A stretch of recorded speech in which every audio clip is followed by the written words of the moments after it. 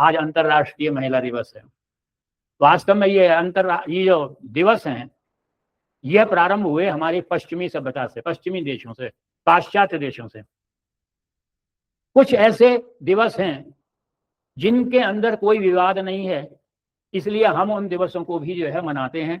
और कुछ दिवस जो है वो विवादित हैं, उनका हम विरोध करते हैं, जैसे वैलेंटाइन डे। हमारे यहाँ मदर्स डे मनाते हैं, फादर्स डे मनाते हैं, टीचर्स डे मनाते हैं। उसी क्रम में जो है हम जो है विमेन्स डे भी मनाते हैं, महिला दिवस भी मनाते हैं। वास्तविक स्थिति क्या है, वो एक दिन मनाते हैं। हम वो माता को एक दिन याद करते हैं, पिता को एक दिन याद करते हैं, महिला को एक दिन याद करते हैं।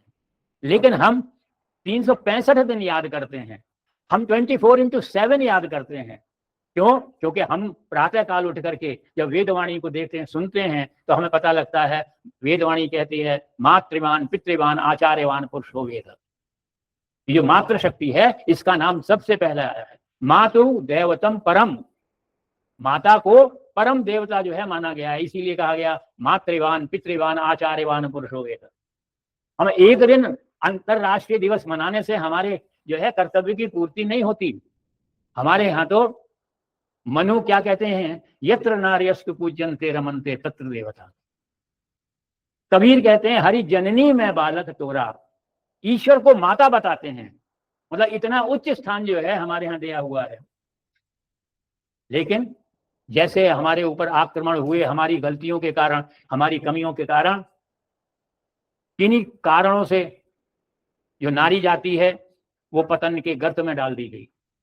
अनेकों जितने भी हैं हमारे जो ये धर्म के और समाज के ठेकेदार थे, अपने स्वार्थ की पूर्ति के लिए इन्होंने समाज को जो है विखंडित कर दिया। नए नए सूक्त बना दिए कि वेदों में ये लिखा है। वो कहते हैं स्त्री शूद्रो नारी अदाम, स्त्री और शूद्र को पढ़ने का अधिकार नहीं है, स्त्री और शूद्र को वेद पढ़ने का अधिकार नहीं है, स्त्री और शूद्र को गायत्री मंत्र पढ़ने का अधिकार नहीं है, स्त्री और शूद्र को यज्ञोपवीत धारण करने का अधिकार नहीं है, स्त्री और शूद्र को यज्ञ में बैठने का अधिकार नहीं है। अब आप एक बात बताइए, एक बहुत बड़ा वर्ग उसको उन्होंने सवर्ण कह दिया, एक बहुत बड़ा वर्ग जिसको उन्होंने दलित कह दिया, दो भागों में समाज को जो है विभक्त कर दिया। एक तरफ आधी आबादी महिलाओं की, उनको जो है उनके अधिकारों से वंचित कर दिया, उनके पढ़ने पर जो है बैन लगा दिया, उनके घर से निकलने पर बैन लगा दिया, उनके ऊपर दुनिया भर के प्रतिबंध लगा दिए। पढ़ाने के लिए भी कह दिया 12 वर्ष की जो है बालिका है, कहते हैं ऐसा शास्त्रों में लिखा है। मुझे तो किसी वेद मंत्र में दिखाई नहीं दिया कि 12 वर्ष की बालिका का विवाह कर दो। तो उस स्थिति के अंदर एक आधी आबादी को जो है वो पतन के गर्त के अंदर डाल दिया गया। बताइए ऐसे समाज का उत्थान विकास प्रगति कैसे होगी? तो उसके लिए जो है एक समरसता समाज के अंदर पैदा करने के लिए, एक समरसता के लिए जो है वो होली जैसे पर्व जो है वो हमारे यहाँ जो है उनका जो है व्यवस्था की गई, विधान किया गया। और उसके साथ साथ अब समय बदला। मैं कहता हूं कि महिला के लिए तो जितना उपकार महर्षि दयानंद का महिलाओं के लिए है उतना किसी के लिए नहीं। महर्षि दयानंद के बारे में कहा जाता है उनके जीवन को देखते हुए वो अपने जीवन में कभी रोए नहीं, कभी नहीं रोए।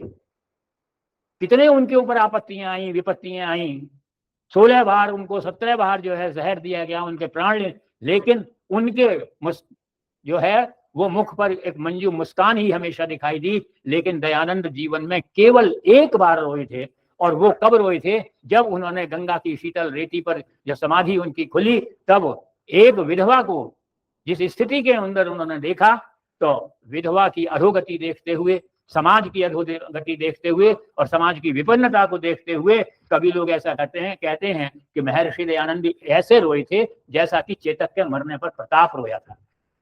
और महर्षि दयानंद ने समस्त अधिकार दिए। आज हम देख रहे हैं, भले ही कोई आर्य समाज को माने या ना माने, लेकिन मानना तो पड़ता ही है। आर्य समाज को गलत कहने वाले भी आज जो है कोई 12 वर्ष की आयु में अपनी बालिका का जो है वो विवाह नहीं करता। जो महर्षि दयानंद ने कहा आज विधवा विवाह हो रहे हैं, जो महिलाओं के खिलाफ थे वो अब जो है महिला कॉलेज जो है स्थापित करके महिला कॉलेज जो है चला रहे हैं। कुछ सरकार का योगदान है। आज महिलाएं जो हैं समाज की प्रमुख धारा के अंदर जो है वो बढ़ती चली जा रही हैं, कंधे से कंधा मिला करके आगे चल रही हैं, अपना निर्माण करने के लिए, अपने समाज का और अपने राष्ट्र का निर्माण करने के लिए महिलाएं साथ हैं। और अब तो कौन सा क्षेत्र रह गया महिलाओं से। अभी आपने देखा, अभी जो पहले कुछ महीनों पहले ही कौन सा ऑपरेशन हुआ था, ऑपरेशन सिंदूर। उस ऑपरेशन सिंदूर का अगर नेतृत्व किया था तो वो 2 महिलाओं ने ही किया था, कर्नल सोफिया कुरैशी और विंग कमांडर व्योमिका सिंह के नेतृत्व में जो है पाकिस्तान को धूल चटाई थी भारत ने। तो उस संबंध में आज महिला दिवस के उपलक्ष्य में मैं एक आह्वान महिलाओं के लिए करता हूं कि आगे बढ़ो, आगे बढ़ो, आगे बढ़ो, आगे बढ़ो। भारत की वीर नारियां, कसकर कमर कटारियां, ये आग की चिंगारियां, दे जोर से किलकारियां, आगे बढ़ो, आगे बढ़ो। दुश्मन का दुर्ग तोड़कर, मुख पापियों का मोड़कर, दुष्टों के सर को फोड़कर, अरिदल का दंभ तोड़कर आगे बढ़ो, आगे बढ़ो। और समस्त नारी जाति को आज के दिन मैं अपने हृदय के अंतर से शुभकामनाएं अर्पित करता हूं।